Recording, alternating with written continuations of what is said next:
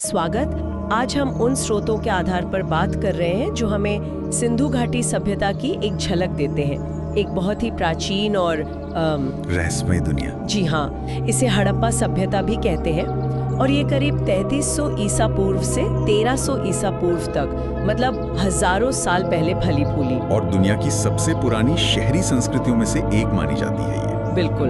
तो आज हम स्रोतों से समझने की कोशिश करेंगे कि भाई इसकी खोज कैसे हुई, ये फैली कहाँ तक थी, इनके शहरों की प्लानिंग कैसी थी, लोग क्या करते थे, कैसे रहते थे और फिर इसका अंत कैसे हुआ। तो शुरू करते हैं खोज से। कहते हैं बहुत पहले 7वीं सदी में ही लोगों को वहाँ पक्की ईंटें मिली थी, पर वो तो उसे कुछ और ही समझ बैठे। हाँ, वो तो लोक कथा जैसी बात हो गई, पर जो वैज्ञानिक तौर पर पहली नजर पड़ी वो 1826 में चार्ल्स मैसन ने डाली।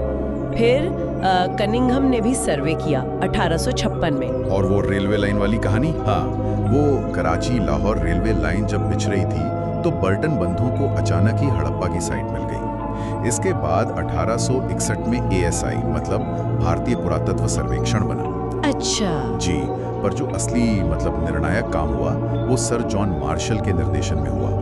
1921 में दयाराम साहनी ने हड़प्पा को और फिर राखलदास बनर्जी ने मोहनजोदड़ो को ठीक से खोदा। और इसके नाम भी तो कई हैं, सिंधु घाटी, हड़प्पा। हाँ, क्योंकि ये सिंधु नदी की घाटी में फैली थी तो सिंधु घाटी सभ्यता, और हड़प्पा पहला मुख्य केंद्र मिला तो हड़प्पा सभ्यता। इसे भारत का पहला नगरीकरण या फिर कांस्य युग की सभ्यता भी कहते हैं। इसका फैलाव कितना था? सुना है बहुत बड़ा इलाका था।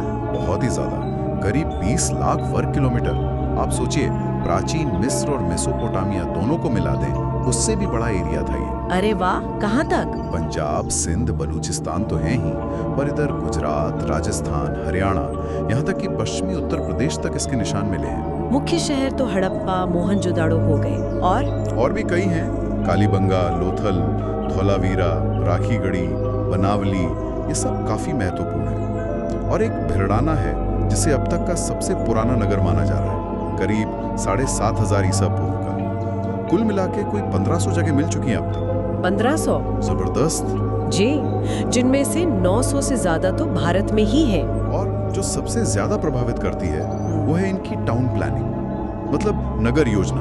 हाँ, वो तो कमाल ही थी। बड़े शहरों में जैसे हड़प्पा, मोहनजोदड़ो 2 हिस्से होते थे। एक ऊंचा टीला जिसे दुर्ग कहते हैं, शायद वहाँ शासक या महत्वपूर्ण लोग रहते होंगे, और नीचे आम लोगों का शहर। और सड़कें, वो ग्रिड पैटर्न वाली बात। बिल्कुल, सड़कें एकदम सीधी, एक दूसरे को समकोण पे काटती हुई। जैसे आजकल के सेक्टर होते हैं ना, वैसे ही शहर आयताकार ब्लॉक में बटा हुआ था। और मोहनजोदड़ो का वो बड़ा सा स्नानागार, ग्रेट बात, वो तो आर्किटेक्चर का शानदार नमूना है।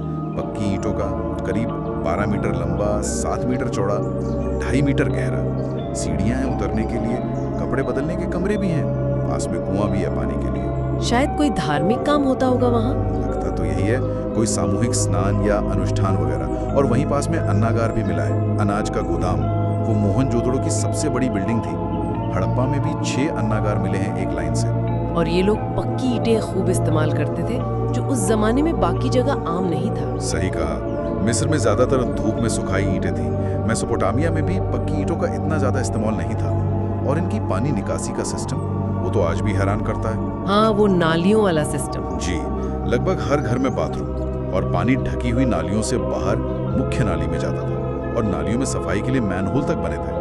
कालीबंगा में तो घरों के अंदर कुएं भी मिले हैं। ये सब तो किसी नगर निगम जैसी व्यवस्था की ओर इशारा करता है। बिल्कुल, बिना किसी प्लानिंग और मैनेजमेंट के ऐसा नहीं हो सकता।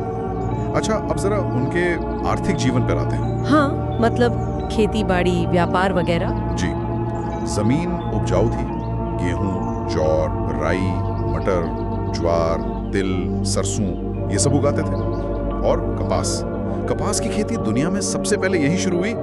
अच्छा, तभी यूनानी इसे सिंडन कहते थे। हाँ, शायद सिंधु से ही बना, सिंडन। कालीबंगा में जूते हुए खेत के निशान भी मिले हैं। पशु भी पालते थे, बैल, गाय, भैंस, बकरी, भेड़, सुअर, हाथी और गेंडे की जानकारी थी, पर घोड़े का कोई पक्का सबूत नहीं मिला है, और ना ही लोहे का। इंडस्ट्रीज भी थी, बर्तन, गहने। हाँ, मिट्टी के बर्तन बनाने में तो माहिर थे वो, काले रंग के डिजाइन वाले। कपड़ा बनाते थे, मनके और ताबीज बनाते थे। ये कांस्य युग था। तो तांबा और टिन मिलाकर कांसे के औजार और बर्तन बनाते थे, पर लोहा नहीं था। व्यापार भी तो होता था इनका। जी, बड़े पैमाने पर मानकीकृत मोहरें मिली हैं, बाट और माप मिले हैं। ये दिखाते हैं कि व्यापार संगठित था।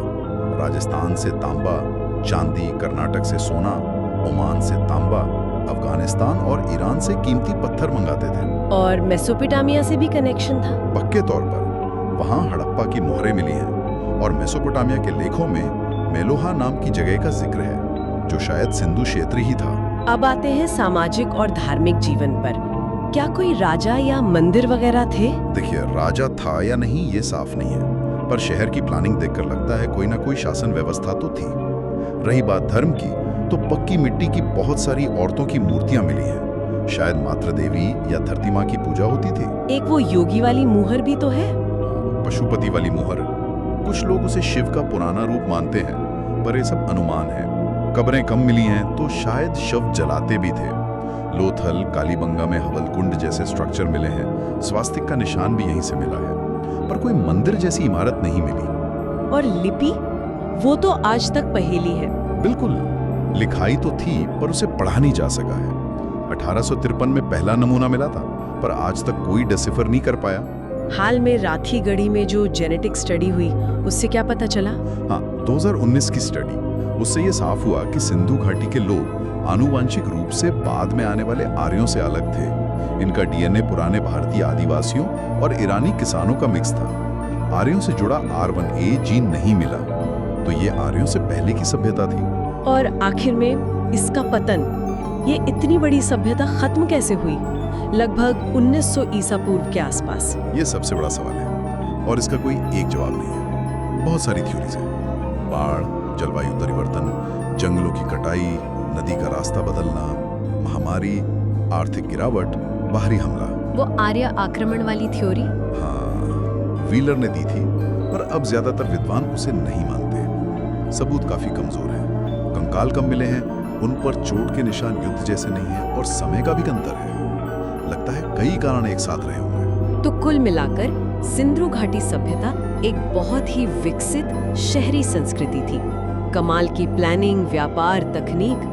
निश्चित रूप से। और जो बातें हम नहीं जानते, जैसे उनकी भाषा, उनका सटीक पतन, वही इसे आज भी इतना रहस्यमयी और दिलचस्प बनाती है। और इसी के साथ हम अपने श्रोताओं के लिए एक सवाल छोड़ जाते हैं। सोचिए, इस उन्नत सभ्यता की भाषा अगर हम पढ़ पाते, तो उनके समाज, उनके ज्ञान और उनकी दुनिया के बारे में और कितने गहरे राज खुल सकते थे।